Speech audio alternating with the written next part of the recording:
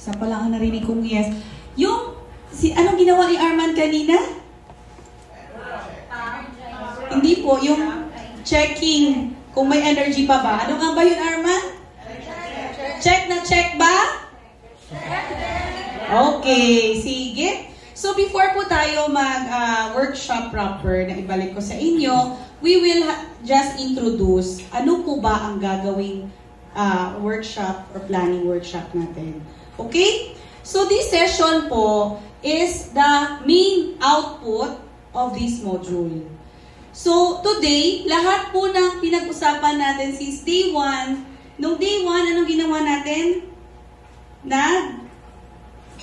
Analyze tayo ng problema ni Maria. Case analysis. So, alam natin kung ano ang problema, the fragmented system, the pathway. Ngayon, nalaman din natin kung ano yung integration, paano siya gagawin, at kung ano ang role po ninyo sa integration system. Ngayon, magtatanong lang po ako, ano po ba ang mga existing plans na ginagamit ninyo sa inyong respective LGUs?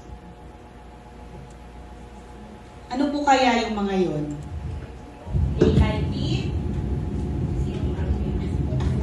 Okay. AIP? CDP, Comprehensive Development Plan. Ito ay 3 years, ma'am, no? Tama, 3 years. Ito annually. Ano pa po? LIPH. Ang LIPH ay naka-house po kay province. Ano to na? LDPs. Children, okay? LIPC. Okay. LIPC. Okay. Ito, Local Development Plan for Children. Okay? Ito, LI, investment for children din. Okay. Ano ba po? God plan. Okay. DRRM. Dream each to, di ba? Okay. Ano pa po?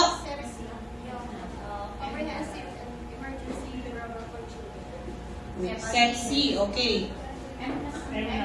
MNAP, nutrition. Ano pa po?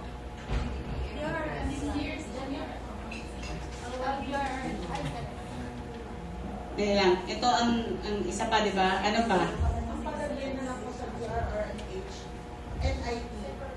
NIP, Nutrition in Emergency. SIP. S. NI.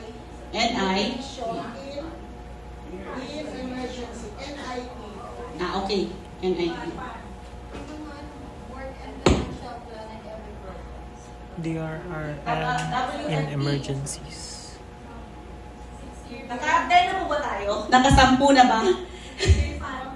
PIPAN. PPMP. Local Youth Development Plan.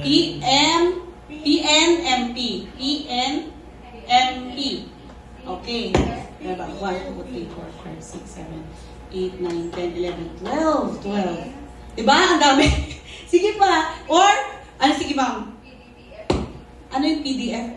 PD?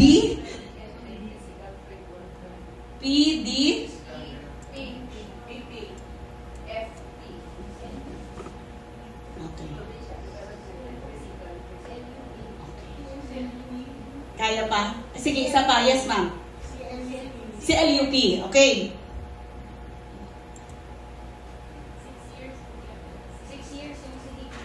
6 years. Okay. 3 years pala yung Ella. Oo. J.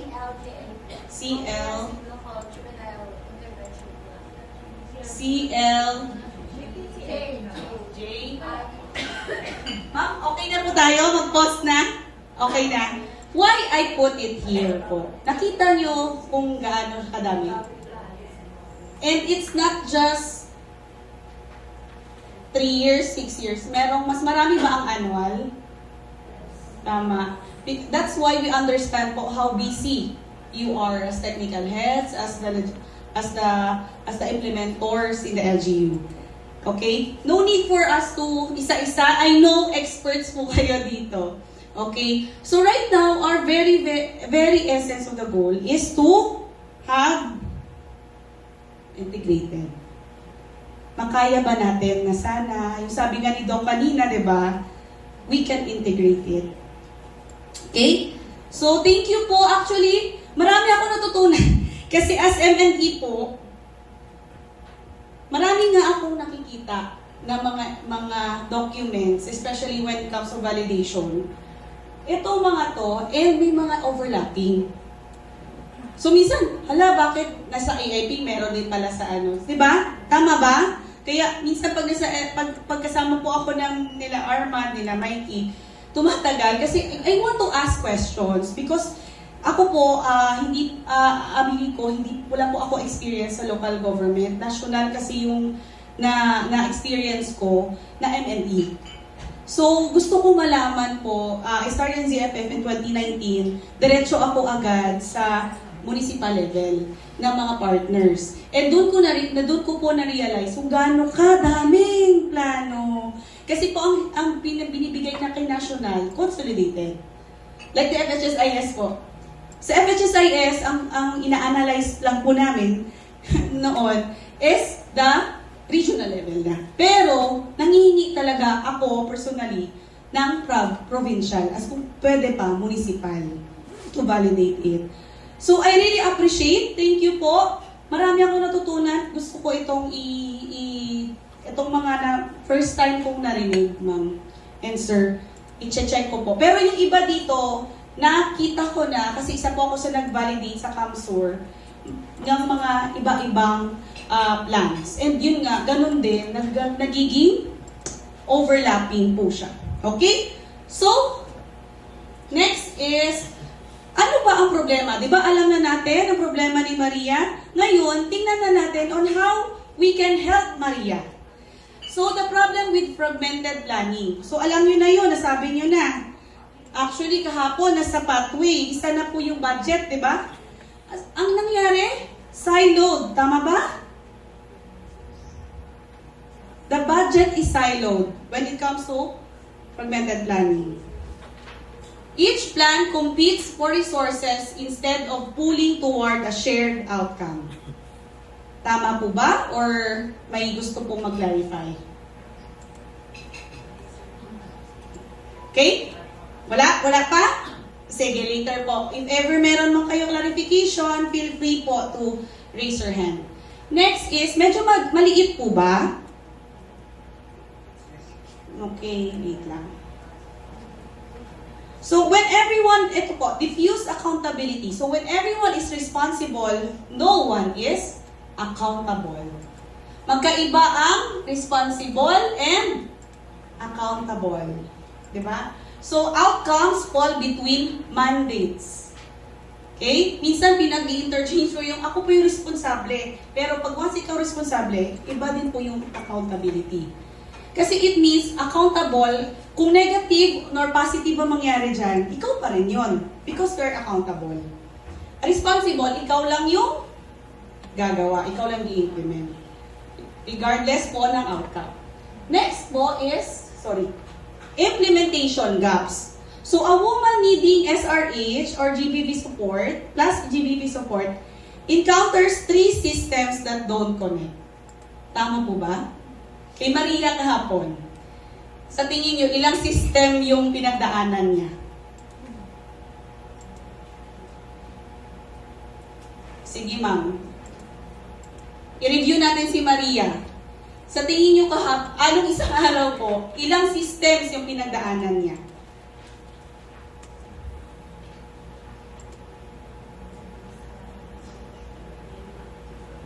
Saan siya unang pumunta? RHU, so health na. Second, after ilang araw pa?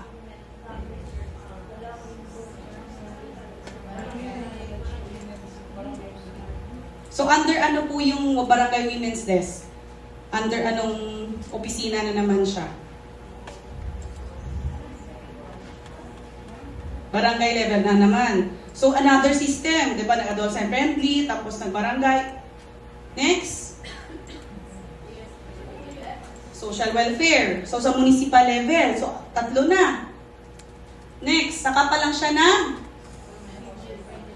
nag-RHU ma'am for adoptive, Mautas Hospital. So, ang more than 2. Tapos, ang nangyari, it took her almost 2 months.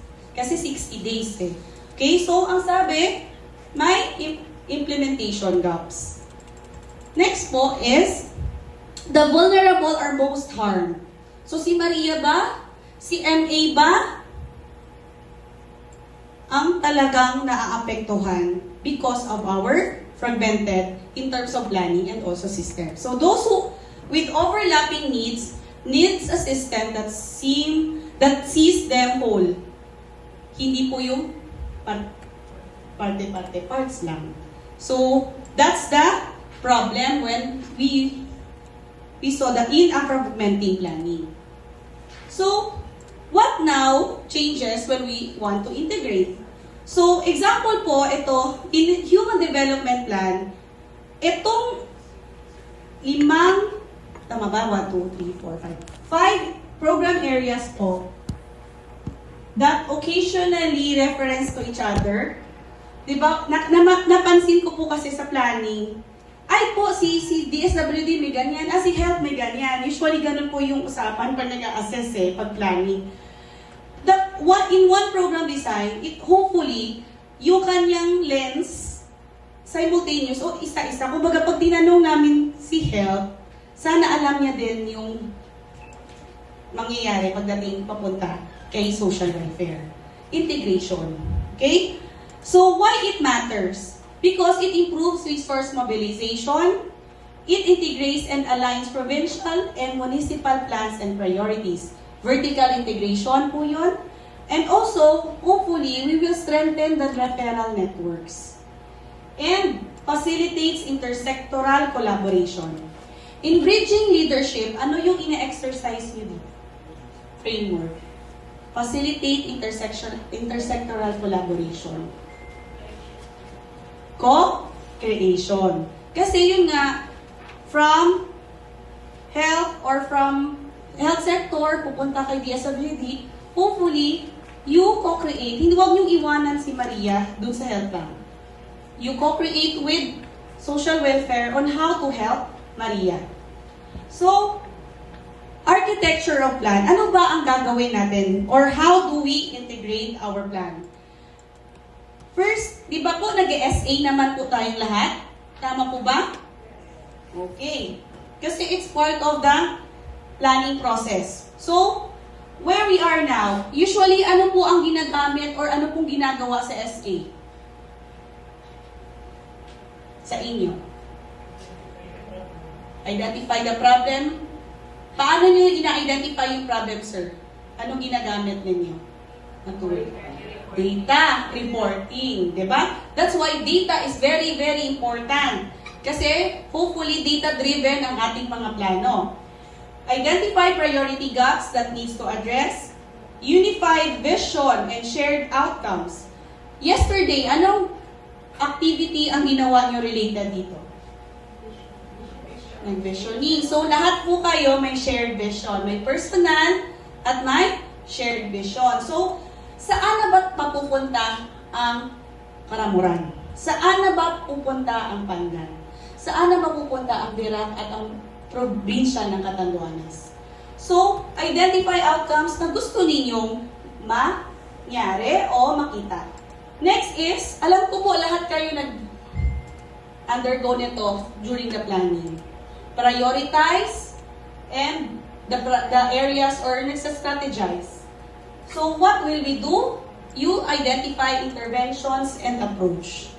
As mentioned kanina rin Doc JP, di ba po, sometimes, na-observe po namin, some of the PPAs are copy and paste from the previous year, then the next year. May tumatanong. Tama po ba? Yes.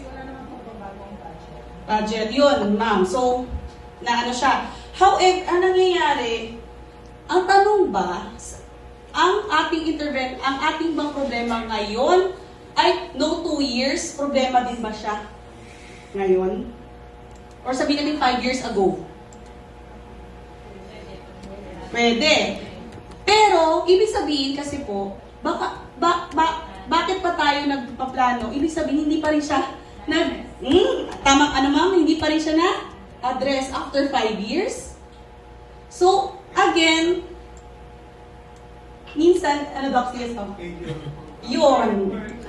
It means, in terms of analysis and evaluation, hindi gumagana yung specific intervention. An example of this na talagang lagi po namin po ng team namin na sinasabi in terms of ESRH is symposium. Yung symposium sa mga bata, paupuin mo dyan, 20 sila, paupuin mo mag-lecture ka ng sex education or as adolescent, hindi po sex sexual and reproductive health. Pag upo mo dyan, wala naka-cellphone lang, aalis dun. At the end of the day, do you think the goal or objective of the activity na-attain po? Hindi, di ba? Bakit paulit-ulit? Kasi siya ang pinaka-easiest. Tama po ba? Easiest intervention po sa basic, yes. Why are we here as implementors? One of our characteristic po ng co-creation is to be innovative. Creative, innovative. Co-create innovations. So that's why introduce din po ng JPARAP namin, ng partner namin sa Region 8, ang peer education. Based po siya sa survey. So, ang ginawa dun sa survey nga, naniniwala ang mga bata sa kanyang peer kaysa sa atin, adult. So, ano nangyari? Meron pong NGO talaga na expert on peer education. So, trainers of the trainees, kinuha ang mga youth leaders sa school, and pati po out of school for them to teach or for them to train how to educate. So, example na po yan. So, ibig sabihin, yung budget mo sana for the symposium, try to allocate for other interventions na malay mo, pwedeng gumana. And also, try, yun nga po, annually, pwede naman natin ma-improve pa or pwede po mag-change naman, di ba po? So yun, ang ginagawa po ng ibang partners namin, in the middle of the year, nagpapa-realign sila kung nakita talaga nilang need siya. So yun po yung priority or strategy. Kasi yun nga po, we want our plans to be data-driven. Kung talagang 5 years na, hindi pa rin talaga gumagana, let's try to innovate. Okay? So next po na process is, yes, ito po kanina yung na-lecture po or na-share po ni Doc GP. Budget and resource allocation. So, paano ba natin ma-fund ito? And ano po ba? Based on the discussed budget resources, identify existing and projected funding streams. So, example ko na lang, sorry to for more on ako sa youth leaders because I was working with the youth leaders, SK po, way back in 2019 until now. Nakikita ko po, actually, kaya nila. Kaya po ng mga SKs natin na be empowered at masabi na hindi na sila pa-basketball. Because I meet some of the leaders po, youth leaders, na talagang innovative. Like this one, this is in Sarangani. Sarangani, municipality of Maito is 4th class municipality. So sobrang baba po ng kanyang budget. So, ang ginawa niya, ang problema sa kanya, hindi na po bumabalik yung mga nabubuntis sa maaga sa school. So, mababa po yung kanyang in terms of in school. So yun po. So, nangyari, since wala siyang existing budget, he partnered with the local na youth group and the SSLG. So, ang ginawa po nila para bumalik, ang mga bata, ang mga adolescent mothers or parents sa school, ginawa niya parang 4-piece po. Meron po silang agreement na kapag bumalik ka sa school, you will have an incentive. incentive like in livelihood. Kasi po, farming, into farming, into iba-iba, may farming po, may animal breeding sila. So, ganun po yung ginawa nila.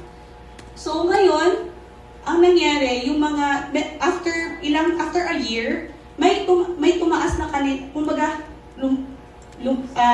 bumalik sa eskwela yung iba. Ang problema lang, sino daw magbabantay ng mga bata. So, ginawa niya din, kinausap niya po yung daycare. ECCD ba tawag, di ba doon?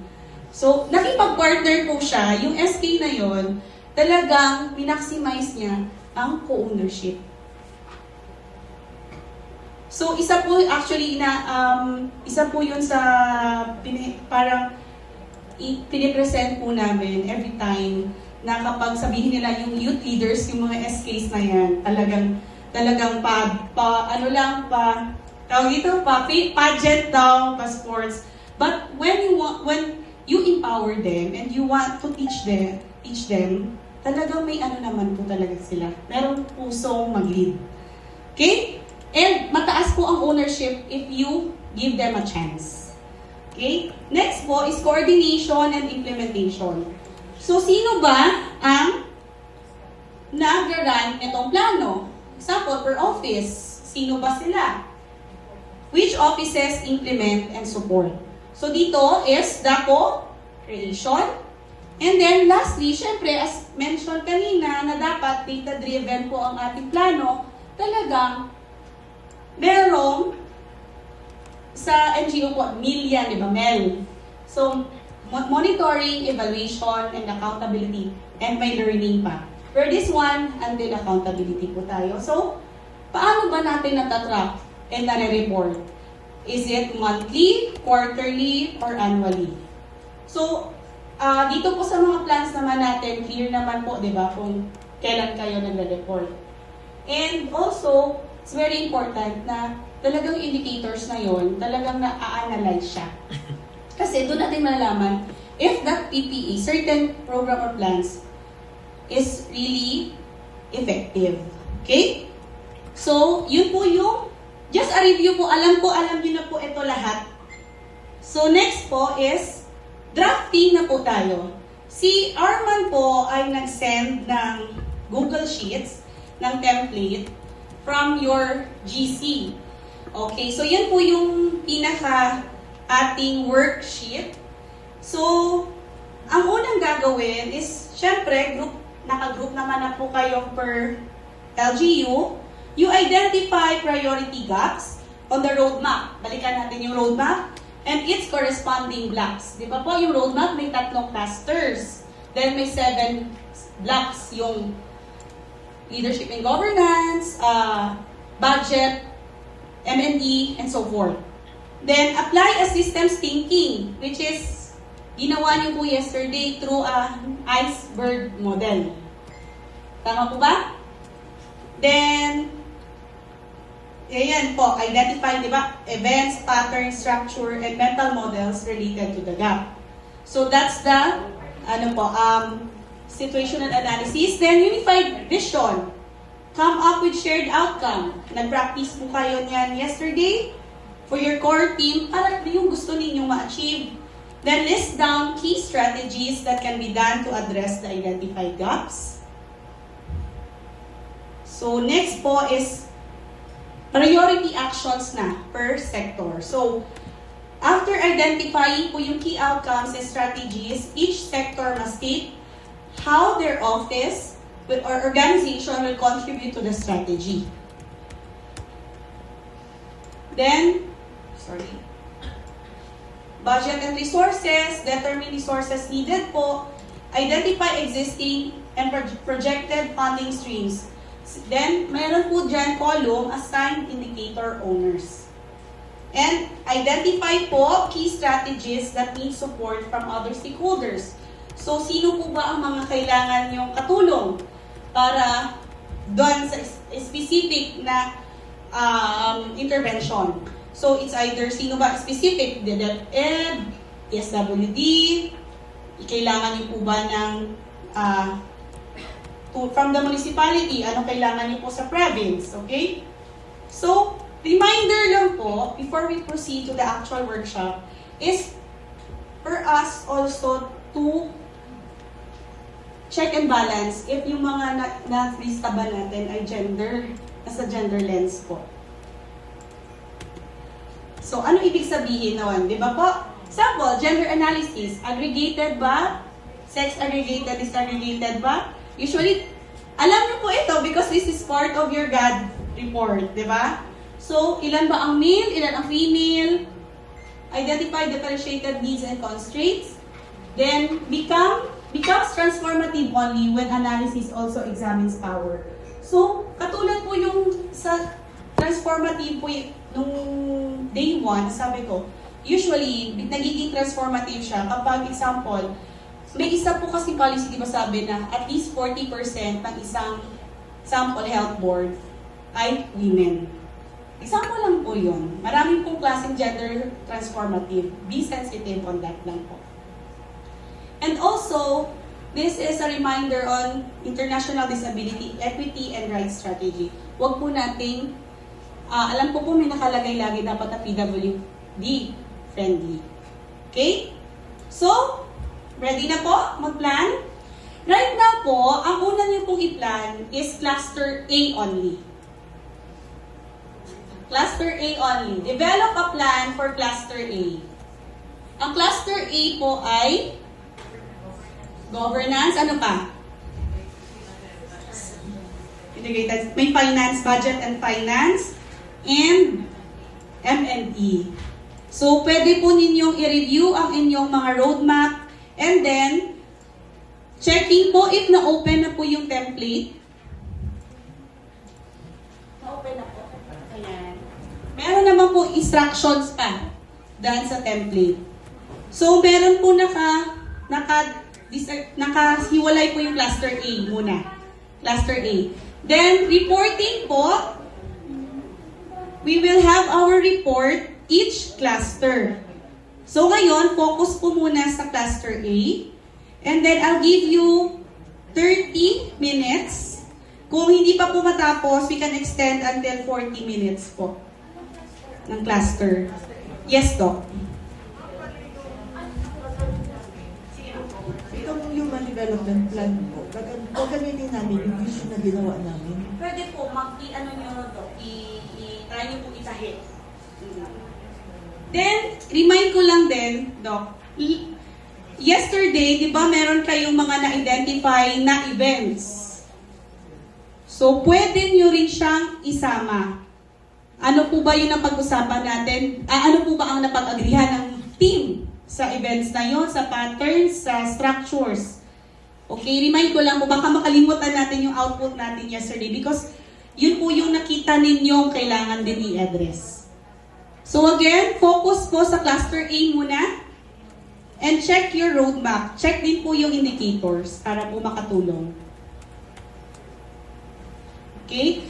Kami po, ang team po ay mag-ikot-ikot in case po may mga questions pa kayo.